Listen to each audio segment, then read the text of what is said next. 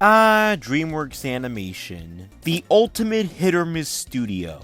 On some days, they'll give you a masterpiece like The Prince of Egypt or How to Train Your Dragon, but on other days, they'll give you something like Trolls.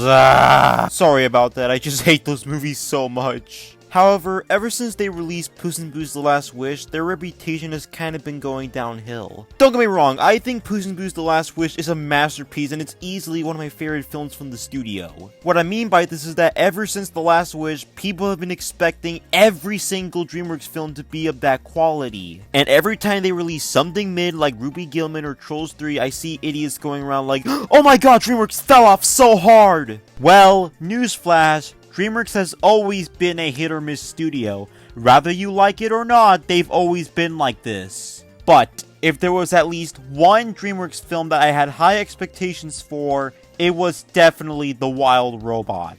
A, because it marks the directorial return of Chris Sanders to the studio, and B, this will be the final Dreamworks film that will be entirely animated in-house, meaning this will be their final film that's going to be animated in the studio. Because after this, every future Dreamworks film will have their animation outsourced to other studios. Thank you so much, Universal, you scumbags. But enough of that, I finally saw the movie, and yeah, it was incredible. With the exception of The Prince of Egypt, this is easily the most un-Dreamworks film Dreamworks has ever made. I say this because unlike some of the best Dreamworks films where they still have that Dreamworks feel and style, this one doesn't.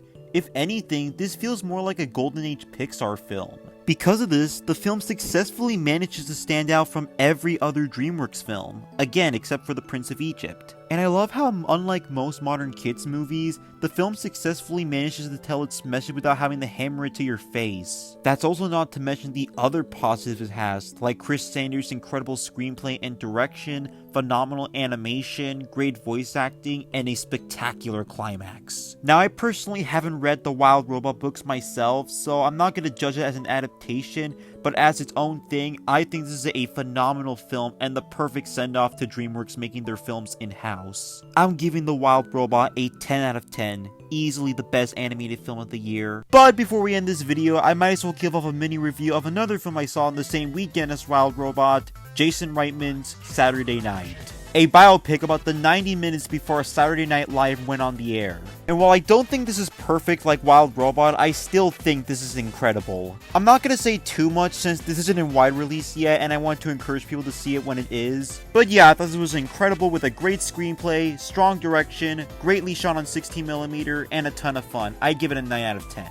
Alright, I'm just gonna leave this meme here. Okay, bye!